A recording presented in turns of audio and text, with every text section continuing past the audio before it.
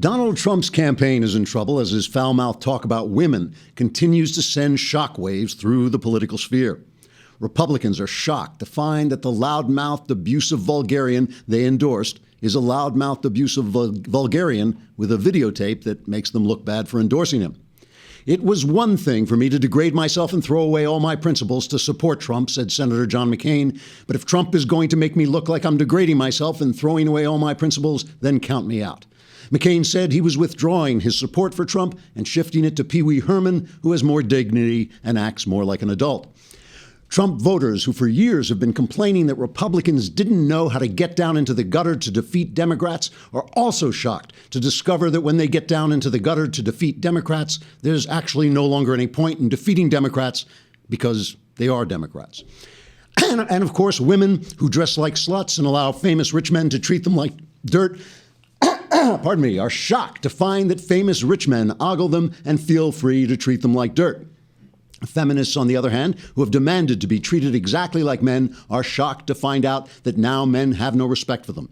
Feminist leader Hildegard Banshee said, quote, "Men are pigs and we want to be equal with them and then have men respect us for being women who are like men who are pigs."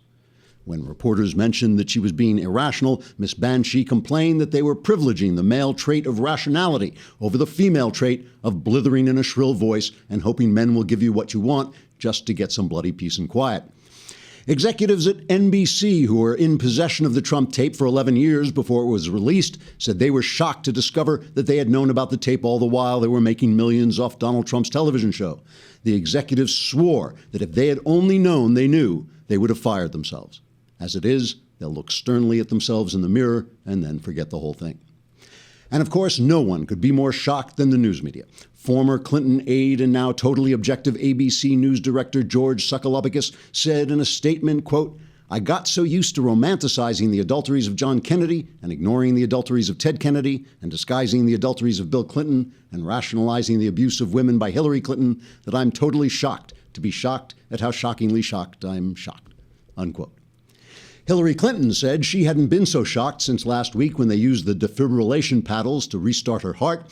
And as for Donald Trump, he said he was utterly shocked to find out how despicable he was and said he would now be voting for Hillary Clinton, like everyone else in America. Trigger warning, I'm Andrew Klavan, and this is The Andrew Klavan Show. I feel hunky-dunky, life is tickety-boo. Birds are winging, also singing hunky-dunky-doo.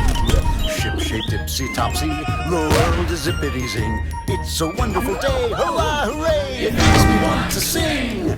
Oh, hurrah, hooray! Oh, hooray, hurrah! Panic! Running around, Republicans running around back and forth, shooting themselves in the foot, shooting each other in the back, stabbing each other in the back. Oh, so it's October in an election year. It's basically your typical Republican October in a presidential election year. All right, we're on a little early today because I have to leave early, and tomorrow is Yom Kippur, so no one will be here.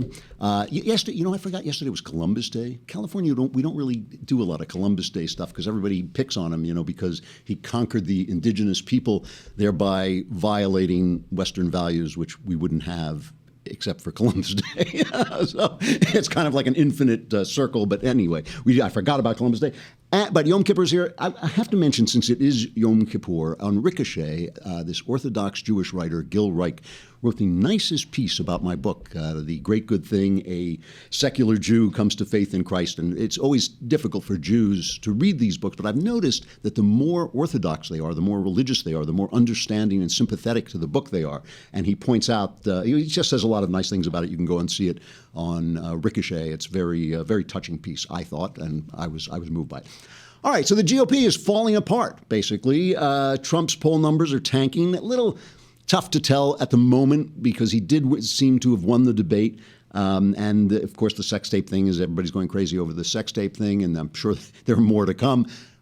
The Wall Street Journal had a poll that had him 11 points behind Hillary Clinton. The poll was a very small sample, taken at a very weird time. It was almost like a poll in the making. But the RCP, the Real Clear Politics average, has her up between 5 and 6%, which I'm probably is pretty close to it, and that's huge in October. So things look bad for the Donald. It's like the thing about Donald. He always reminds me of that old joke. There used to be this old joke about a cartoonist who was a drunk, and he wrote this adventure cartoon. So it was a serial, and every day the hero would get in trouble, and then the guy would get out of trouble. And so he had this thing where the guy was in a pit, and he's surrounded by snakes.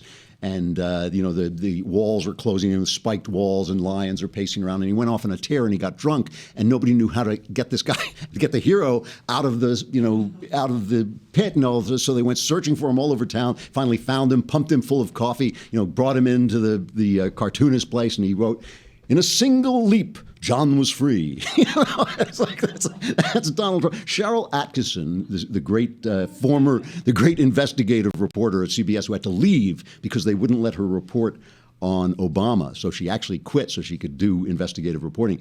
She sent out the abbreviated version of election coverage. It went like this. This is Trump announces his candidacy. The coverage is this: Trump is a clown. Trump isn't serious. He's secretly trying to get Hillary elected.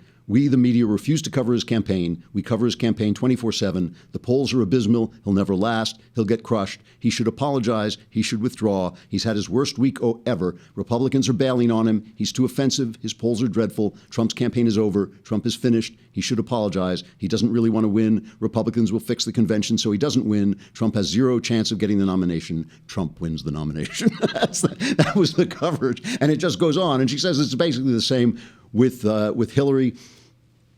Just to stop for a moment and talk about these WikiLeaks letter from John Podesta, nothing has come out that is, dreadfully corrupt about Hillary Clinton in this latest dump. It's so many. This guy, WikiLeaks doesn't really know what it's doing. If it wants to manipulate the American press, they just throw out thousands of emails, and you have to go. But these are the emails from John Podesta, the campaign manager. The one that just got me, though, is Podesta says, yes, Hillary does hate everyday Americans. She has come to hate everyday Americans. It's like, I don't know. Is that disqualifying? You're going to be president and you hate us? That's not so. All right. But so the media is continuing this Cheryl Atkinson vein. They are declaring this over. Here is Morning Joe Scarborough, polling his very intelligent trio of campaign watchers. John Heilman, is this race over? Is Hillary Clinton the next president of the United States? Absent some dramatic exogenous event. Yes. I love, by the way, I love it. Things can happen. Hillary, one of them Hillary Clinton get hit by a bus. Okay. That's all you got. All right. So, on your scorecard, absent of being hit by a bus, Hillary Clinton will be the next president of the United States. Metaphorically. We're still seeing, I don't. A meteor could strike. A WikiLeaks bus. There could be something in one of these WikiLeaks dumps that turns out to be genuinely incriminating. I'm not saying I know. So, absence an October surprise. A huge thing. Hillary Clinton's the president. The electoral dynamics are locked in. Mark Halperin. Just to be clear, I didn't say it was over last time you polled everybody. I said it was not over, even when he was down by. Is it over now? It is over, barring some intervening event, and also barring Donald Trump has to start talking about what he would do to make the lives of Americans better. Donald Trump's not going to change. You're going to get this to the end of the campaign.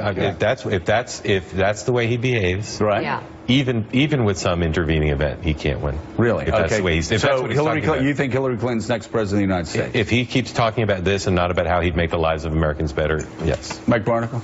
It's over. So there you have it. You don't even have to vote. It's great. And of course, what's the thing that's really dramatic at this point is this civil war that's opening up in the Republican Party. Paul Ryan came out, and what he said was basically, I'm not going to campaign with this guy anymore, but I don't withdraw my endorsement. So he's walking this fine line. You have to remember, look, there's now a real possibility that the GOP could lose either the House or the Senate or both, which would be pretty disastrous. If these guys, these down ticket guys, congressmen, senators, come out and they say, well, we hate Trump now, then the Trump voters turn up. And remember, there's 45% of the electorate. The Trump voters turn up, or whatever it is now, 38. The Trump voters turn up and they'll vote for Trump, but they won't vote for the down ticket guys. Meanwhile, if you say, no, we still support Trump, then the people who just find Trump appalling show up, and they won't show up. They won't vote for you or Trump.